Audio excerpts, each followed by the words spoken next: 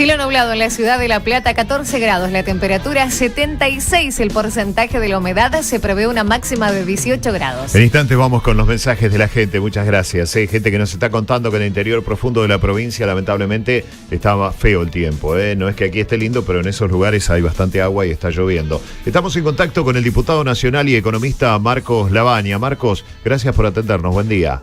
¿Qué tal? Buen día, ¿cómo andan? Bien, muy bien, Marcos. Bueno, en estos días hemos estado observando o vinimos asistiendo a una serie de información económica que la verdad nos cuesta poder, nosotros la informamos, ¿no? Pero a veces nos cuesta interpretarla. Es por eso que, entre otras cosas, lo llamamos para hablar con usted, para que nos explique un poco, porque además, ayer hablábamos con un conocido suyo, Jorge Sargini, y nos ayudaba a desmenuzar un poco algunos números que se habían dado a conocer en el día anterior, ¿no? Y que trascendieron ayer. Y ahora estamos hablando de números de la pobreza y vemos diferentes interpretaciones. Por un lado, vemos en tapa de dos diarios, Clarín y La Nación, que creo que hablan de que hay 600.000 pobres menos. Y por otro lado vemos que, por ejemplo, Ámbito Financiero y el diario El Día dice que son 400.000. ¿Cómo puede ser que los mismos números tengan interpretaciones tan disímiles? ¿Usted puede explicarlo? A ver, te soy sincero, todavía no pude ver los diarios, con lo cual no te puedo dar mucho detalle de lo que dicen las notas, cómo los ponen. ¿Qué es lo que está pasando? Que me parece que es importante. Argentina hoy está en un proceso donde estás recuperando parte de lo que perdiste el año pasado. Sí. Cuando vos tenés ese rebote, esa recuperación, como prefieren llamarlo, es natural que la pobreza tenga una mejora. Pasamos de una inflación del año pasado del 40% a una inflación de este año que va a cerrar al 25%, 23%. Digo, eso solo te genera naturalmente una leve mejora en la pobreza, que es lo que vimos en el día de ayer en los indicadores. Es una buena noticia siempre que veas que el índice de pobreza te está bajando.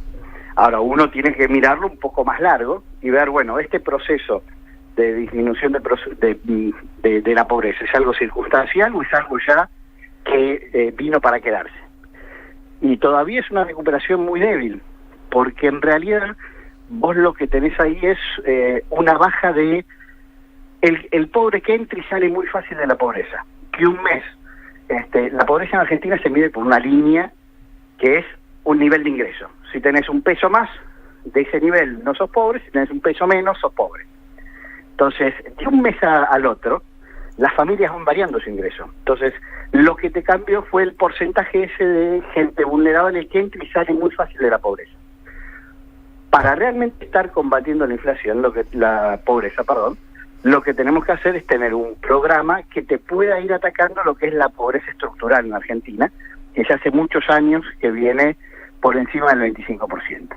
¿Qué es la pobreza estructural para nosotros que no entendemos tanto de economía? ¿Qué sería la pobreza estructural? La pobreza estructural es esa cantidad de gente que nunca va a llegar no está llegando de ninguna manera a cubrir sus necesidades básicas. El resto que está por encima, hoy la pobreza estructural estará en 25%. Pensá que tenemos el último dato fue de 28.6, sí, para hacer números redondos pongamos 29. Sí, sí. Esos puntos que bajó entran y salen de la pobreza. Ese 25% que tenés duro, tenés que hacer un trabajo mucho más fuerte y tiene que estar relacionado con el tema de empleo. La única forma de recuperar esa pobreza estructural o ir revirtiéndola es con la generación de puestos de trabajo. Y es ahí donde uno advierte que este esquema económico está más volcado a lo financiero que a lo productivo o servicios, que es lo que te termina generando realmente puestos de trabajo. Entonces, es bueno que te haya bajado la pobreza en un semestre, siempre es un dato positivo, pero cuidado que esto es muy endeble, porque si te viene un aumento fuerte, por ejemplo, de tarifas, y te va a impactar.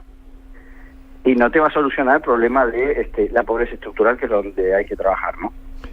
Nosotros también venimos hablando con gente de la actual conducción del país, gente de Cambiemos, economistas y demás, y ellos dicen que se está viendo una reactivación industrial, que la actividad industrial va creciendo. De los últimos números dicen que la actividad industrial registró un crecimiento respecto del año pasado del 1,4%, que dice que hubo subas en la metalmecánica, en las metálicas básicas. Eso, digamos, ¿no es también parte de esos brotes que dicen desde dentro de Cambiemos que se están viendo? A ver, el problema de ahí es cuál es el punto de partida con el que comparás. El año pasado fue un año muy, muy malo para, sobre todo los sectores que vos nombraste. Fue un año malo, con lo cual estaban en el piso. Subir respecto de ese piso no es difícil. No es que esto le quita mérito a que se suba, pero la clave es cómo haces para hacer un crecimiento sustentable, que es lo que uno acá está, o que por lo menos nosotros, desde un país, cuestionamos. Esto no es un proceso sustentable. Lo que te está pasando este año es que estás, y no en todos los sectores, recién empezando a recuperar los niveles del 2015, que eran niveles muy malos, eran niveles preocupantes, y con un deterioro institucional, económico fuerte en el 2015. Y estamos volviendo a ese nivel recién. Entonces, de ahí a esto transformarlo en un proceso de crecimiento sostenido, y sobre todo uno viendo estas cuestiones, yo te decía antes, que está yendo un esquema mucho más dependiente de lo financiero que de lo productivo. Bueno, ahí es donde uno pone las objeciones o pone los reparos y las críticas, si se quiere. Y por eso las propuestas que permanentemente nosotros hacemos, que tienen como objetivo empezar a revertir esa tendencia a generar un modelo solo financiero, dejando de lado lo productivo, lo industrial. Claro, y otro punto sobre el que ponían énfasis distintos analistas es el tema de este endeudamiento creciente del país, que desde dentro de Cambiemos dicen ese endeudamiento es necesario para mantener la actividad en la obra pública, por ejemplo, que es la principal generadora en este momento de esta reactivación o estos brotes verdes, y también dice es necesario para mantener el alto esquema de subsidios que todavía se mantienen. Ese es el argumento, digamos, desde Cambiemos. ¿Cuál es la visión que tienen ustedes desde el Frente Renovador?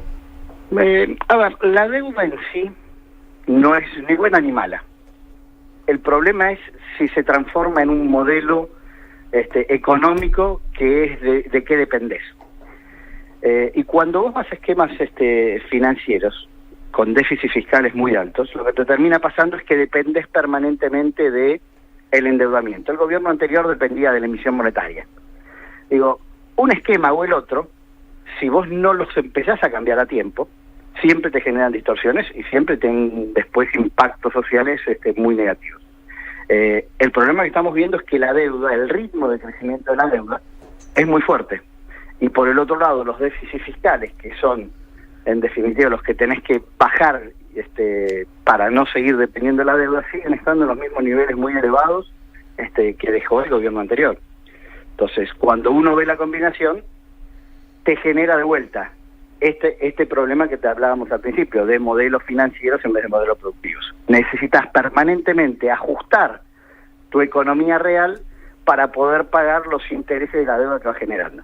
Entonces el problema es la tendencia, más allá del numerito de un año particular. Y la tendencia de la deuda, y lo que uno ve para los próximos años, sigue siendo creciente, y sigue siendo un problema que cada vez se nos va a ir acrecentando más. Hay que hacer un esfuerzo para empezar a revertir esto. La buena noticia es que el gobierno tiene tiempo de esto a revertirlo. Tiene que empezar a virar un poco el rumbo en algunos aspectos, ¿no? Estamos hablando con el diputado nacional por la Ciudad Autónoma de Buenos Aires y economista Marco Labaña. Marco, dimos la información respecto de un proyecto de ley que lo tiene a usted como protagonista por el tema de los créditos hipotecarios, algo que es muy sensible, ¿no? Sí. Sobre todo en mucha gente que lo ha tomado, que está a punto de tomarlo, este tipo de préstamos. ¿Por qué no nos explica un poco? A ver, los créditos hipotecarios en Argentina siempre han sido un factor que nos ha costado desarrollar. Hasta en los mejores momentos donde teníamos más créditos hipotecarios, siempre estuvimos muy por debajo de niveles que tenía países parecidos. La salida de las uvas, que es los créditos hipotecarios indexados por inflación, lo que permite es tener un mayor incentivo al sistema financiero a que tenga menos riesgos y entonces se anime a prestar más. Que eso es la parte positiva que tienen los UVAs. Además, como son créditos indexados, te permite una cuota de ingreso muy baja al principio. ¿Cuál es el problema que tienen estos créditos UVA?